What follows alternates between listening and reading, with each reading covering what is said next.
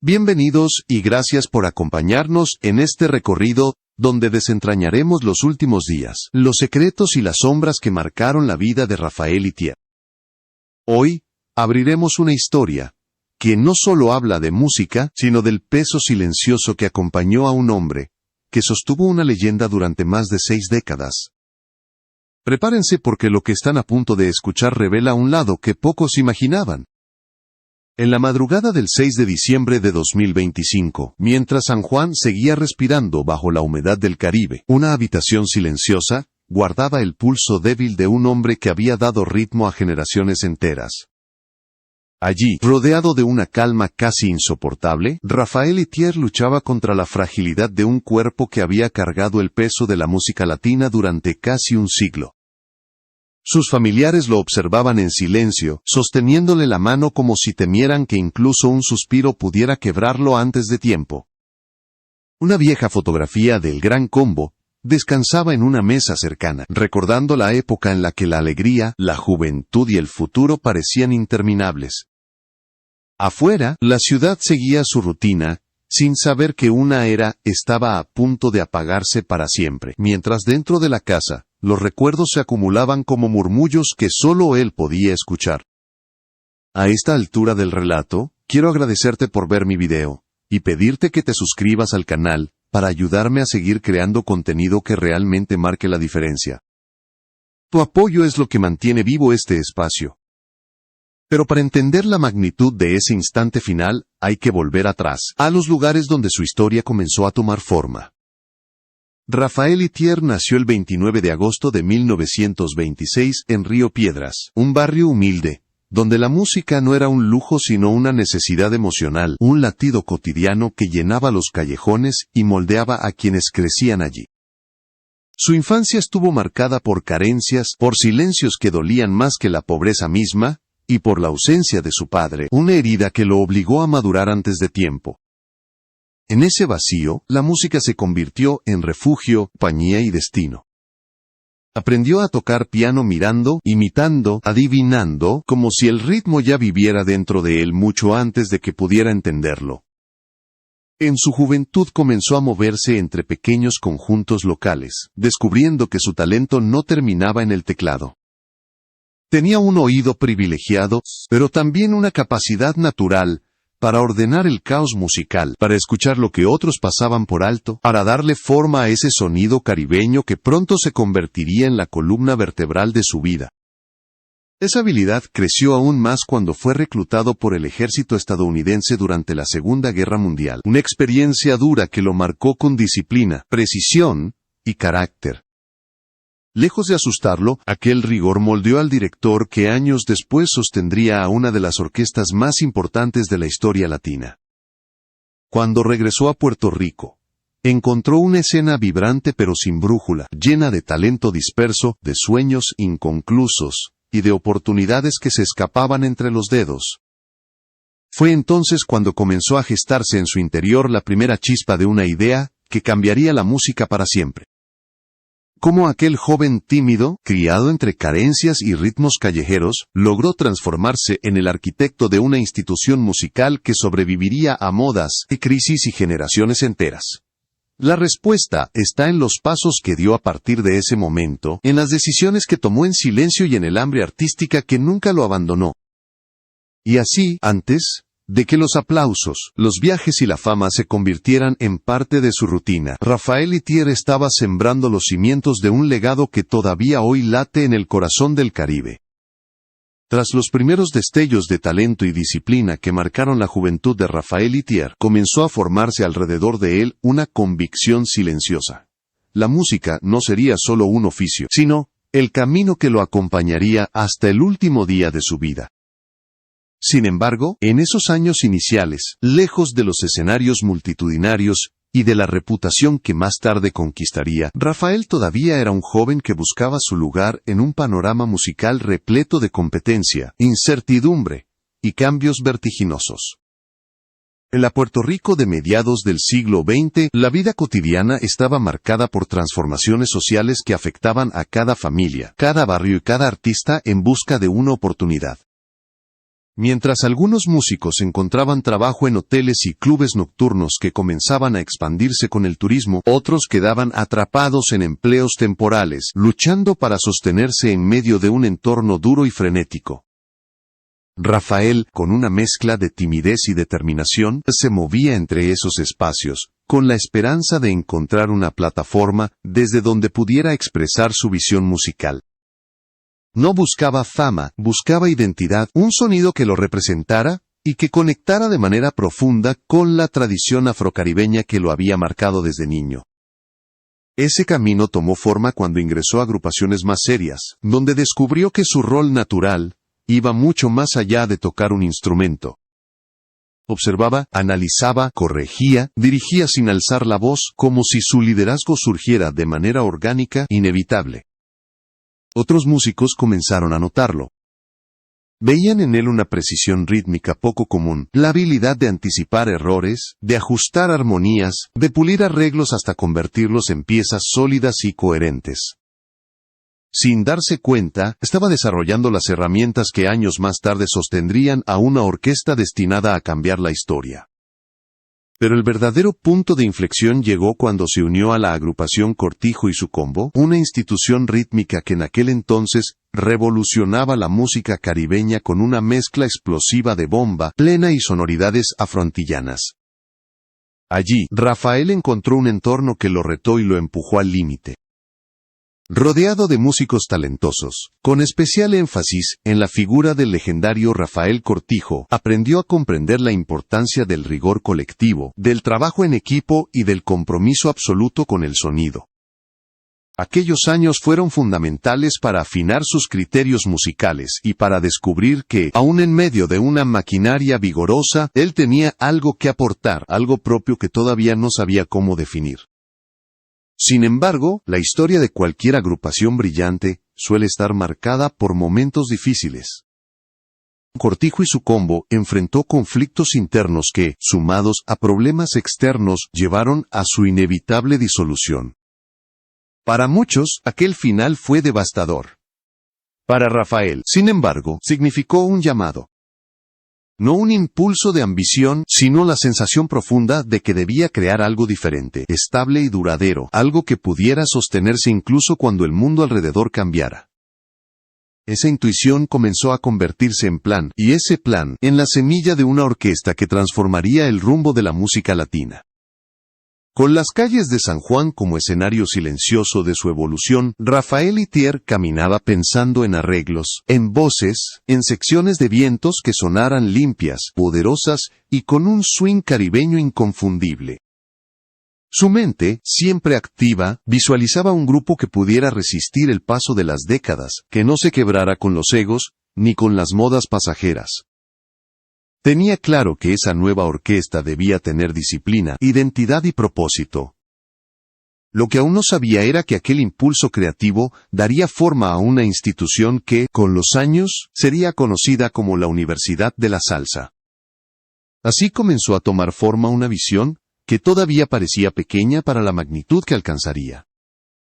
Y mientras Rafael buscaba a los músicos que compartirían esa ambición, el destino se preparaba para abrirle un camino donde el talento y la determinación se unirían para crear algo que marcaría a generaciones enteras. A comienzos de los años 60, cuando la escena musical del Caribe se encontraba en plena efervescencia, Rafael Itier tomó una decisión que cambiaría su vida y el futuro de la salsa para siempre. Con la disolución de Cortijo y su Combo todavía fresca en la memoria colectiva, surgía un enorme vacío artístico. Para la mayoría, ese vacío representaba una pérdida irreparable, pero para Itier era la oportunidad de construir algo que trascendiera generaciones. Así, con una visión que combinaba rigor, tradición y una ambición silenciosa, comenzó a reunir a un grupo de músicos que compartieran su disciplina y su hambre creativa. Era 1962, cuando aquella idea se transformó en realidad, bajo un nombre que con el tiempo resonaría en todo el continente: el Gran Combo de Puerto Rico. Desde el primer ensayo quedó claro que aquella no sería una orquesta común. Itier se comportaba no solo como director, sino como arquitecto del sonido. Cada entrada, cada frase melódica, cada silencio tenía un propósito. Sus músicos, lejos de sentirse limitados, comprendían que estaban siendo moldeados por un líder que sabía exactamente hacia dónde quería llevarlos. La identidad sonora del grupo se consolidó rápidamente, golpes rítmicos limpios, un swing contundente, y arreglos que parecían bailar por sí solos. El público lo sintió de inmediato. Había fuerza, había precisión, había alma. Las canciones que surgieron en aquellos primeros años no tardaron en convertirse en himnos. Títulos como Brujería, Me liberé y A la reina le gustaba resonaban no solo en Puerto Rico, sino en ciudades donde la diáspora latina crecía a un ritmo imparable. Nueva York, Caracas, Panamá, La Habana y República Dominicana acogieron el sonido de El Gran Combo como si fuese propio. Y mientras la orquesta ganaba fama, el liderazgo de Itier se volvía más evidente. Era un director exigente, meticuloso, obsesivo con los detalles, pero también profundamente comprometido con la excelencia. Esa exigencia, sin embargo, no estuvo exenta de consecuencias. Dentro de la orquesta, comenzaron a gestarse tensiones que reflejaban el peso emocional que cargaba Itier. Algunos músicos lo veían como a un maestro indispensable, alguien que había logrado lo imposible: sostener el equilibrio de una orquesta que crecía a pasos gigantes. Otros, aunque respetaban su talento, temían su mirada crítica, esa capacidad casi quirúrgica para detectar errores que ni el público más atento podría percibir. Aún así, nadie podía negar que sin ese rigor, El Gran Combo no habría alcanzado la solidez que lo distinguía, en un panorama musical repleto de competencia. El momento más crítico llegó con la salida de Andy Montañez en los años 70, una de las voces más representativas de la orquesta. Para el público fue un shock, para Itier, una herida profunda. No se trataba solo de la pérdida de un cantante emblemático, sino del quiebre de una familia musical que él mismo había construido con sacrificio y disciplina.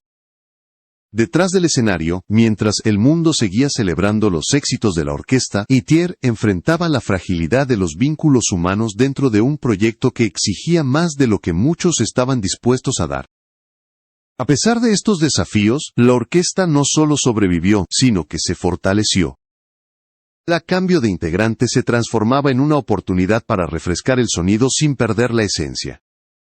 Y así fue como, mientras otras agrupaciones desaparecían atrapadas por el tiempo, El Gran Combo seguía avanzando, grabando, girando y conquistando públicos nuevos con la misma fuerza de su primer día. Todo esto con Itier al centro, firme, silencioso, vigilante, como un guardián, que no podía permitirse un instante de descanso.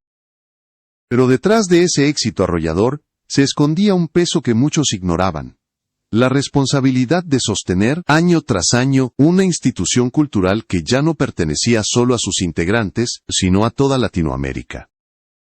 La disciplina que lo había llevado a la cima, también comenzaba a desgarrar su tranquilidad interior. Y mientras el aplauso seguía resonando en los estadios, Itier empezaba a enfrentar una realidad mucho más íntima y dolorosa: la soledad inevitable de quien carga sobre sus hombros el peso de una leyenda. Mientras El Gran Combo alcanzaba alturas que ninguna otra orquesta caribeña había logrado, la vida personal de Rafael Itier comenzaba a mostrar grietas profundas que el público jamás llegó a ver con claridad. Detrás de su imagen firme, disciplinada e imperturbable, se escondía un hombre que pagaba un precio silencioso por sostener una maquinaria musical que parecía no detenerse nunca. Cada concierto era un triunfo, pero también un recordatorio de todo lo que había sacrificado para mantener viva la institución que había creado desde cero. La disciplina férrea que imponía al interior del grupo, esencial para alcanzar la excelencia, comenzó a generar fricciones acumuladas con el paso de los años. Ensayos interminables, perfeccionismo absoluto y una lealtad inquebrantable al sonido que él había moldeado, se transformaron en un peso difícil de soportar para muchos músicos. Algunos lo veían como una figura paternal, un director, cuya guía era casi sagrada. Otros, aunque lo respetaban profundamente, temían decepcionarlo, temían ese gesto severo que revelaba su inconformidad, más que cualquier palabra. Para Itier, mantener la cohesión del grupo no era una opción, era una obligación casi moral. Las tensiones internas, sin embargo, no fueron las heridas más dolorosas.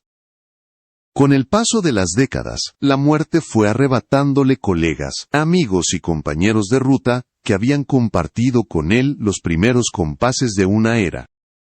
Algunos se enfermaron sin aviso, otros murieron en circunstancias trágicas que estremecieron la comunidad salsera. Cada pérdida se convertía en una sombra que él guardaba muy dentro, sin permitirse mostrar vulnerabilidad. El público veía a un hombre invencible, pero puertas adentro, la soledad comenzaba a envolverse alrededor de él, como una melodía triste que no podía ignorar. Y aún así, continuaba. Subía al escenario sonriendo, impecable, marcando cada entrada con la precisión de un reloj suizo. Nadie imaginaba que, al regresar a casa, después de esos conciertos que parecían eternos, Itier cerraba la puerta y se encontraba con un silencio que dolía más que cualquier desacuerdo dentro del grupo. El eco de los aplausos se desvanecía rápido, dejando al descubierto una soledad que avanzaba sin pedir permiso. A mediados de los años posteriores, los problemas de salud comenzaron a intensificarse. Episodios cardíacos recurrentes, agotamiento extremo y días en los que apenas tenía fuerzas para levantarse de la cama se convirtieron en parte de su rutina. Sin embargo, él se negaba a detenerse. Su mayor temor no era la muerte, sino la posibilidad de que el Gran Combo dejara de sonar, de que su legado se diluyera como tantas orquestas que habían sido olvidadas por el tiempo. Aquella responsabilidad, que durante décadas le dio propósito, ahora comenzaba a aplastarlo con un peso insoportable. En conversaciones privadas, Itier llegó a admitir que dirigir una leyenda lo había obligado a sacrificar partes enteras de su vida personal. Momentos familiares que nunca recuperaría, relaciones que no resistieron el ritmo implacable de las giras, y un descanso que siempre se posponía para después, un después que nunca llegaba. Y aunque lograba mantener la fachada de fortaleza ante el mundo, sabía que las grietas internas se volvían cada vez más profundas. Mientras tanto, el contraste entre su figura pública y su realidad personal se volvía más doloroso con cada década. El público veía a un héroe musical incansable, pero él sentía que, poco a poco, su espíritu se desgastaba con la misma intensidad con la que exigía perfección a su orquesta. Era como si la luz que él mismo había encendido para iluminar la música latina comenzara a consumirlo desde dentro. Y en esa tensión constante entre la gloria y el desgaste, entre el aplauso y el silencio, entre la disciplina y la soledad, comenzaba a surgir una pregunta que Itier nunca se atrevió a verbalizar. ¿Hasta qué punto puede un hombre sostener una leyenda sin desmoronarse por dentro? Con el paso de los años, Raphaël Itier comenzó a retirarse lentamente del escenario que había dominado durante décadas. Ya no podía dirigir ensayos interminables, ni soportar las giras que antes recorría con energía inagotable. Su cuerpo, desgastado por casi un siglo de disciplina y entrega absoluta, empezó a mostrar señales claras de agotamiento.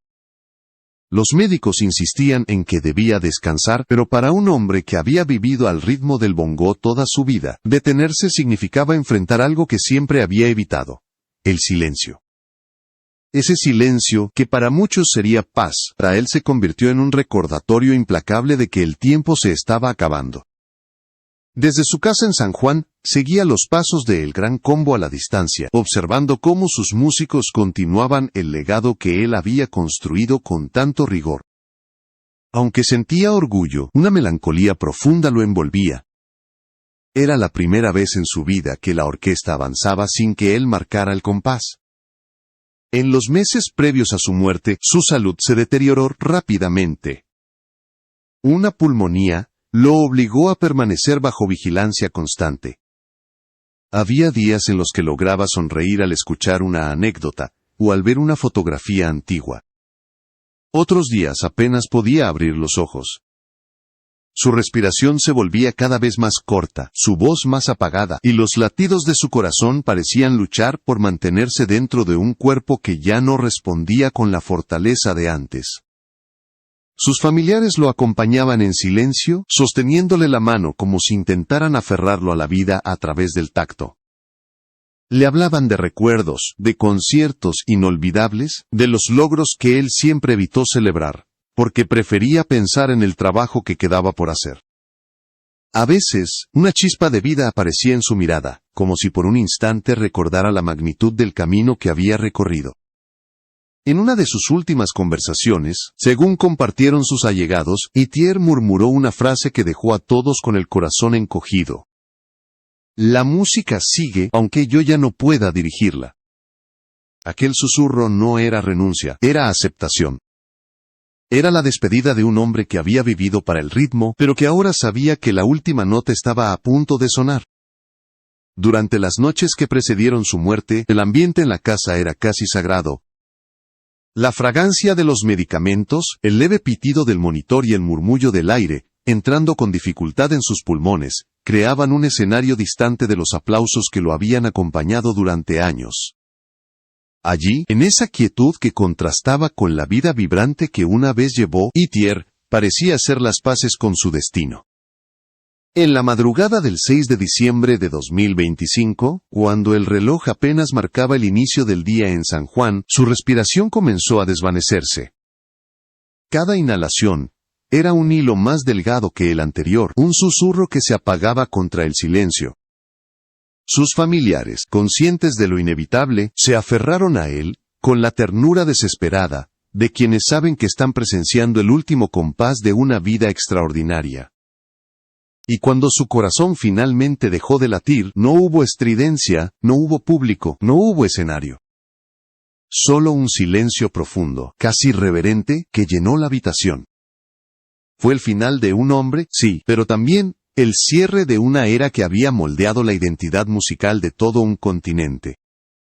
En ese instante, más que la muerte del director de una orquesta, el mundo perdió a un guardián del ritmo, a un arquitecto de la cultura, a un maestro que dedicó su vida entera a que la música jamás dejara de sonar.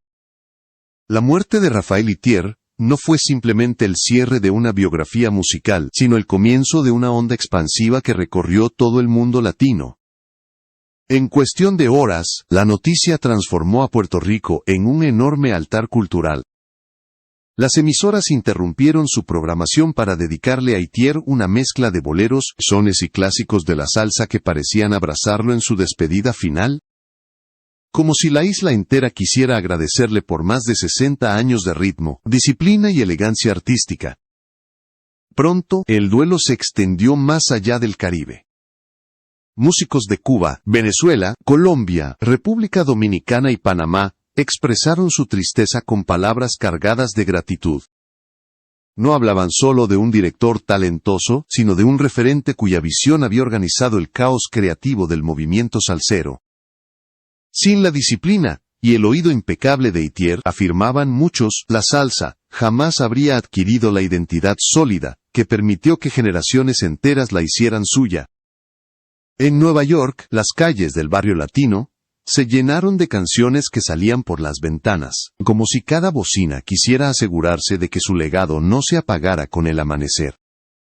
Videos de archivo inundaron las redes sociales, entrevistas donde Itier hablaba con humildad, conciertos donde su batuta parecía dialogar con el público, momentos íntimos que revelaban la sabiduría acumulada en una vida entera dedicada a la música. Los miembros actuales de El Gran Combo emitieron un comunicado breve, pero devastador. Hoy se apagó nuestra primera luz. Y aquella frase revelaba una verdad que todos sentían, aunque pocos se atrevían a decir en voz alta. La orquesta, que había sobrevivido a décadas de cambios, enfrentaba ahora el vacío irreparable de perder al hombre que la había fundado, moldeado y protegido durante más de medio siglo.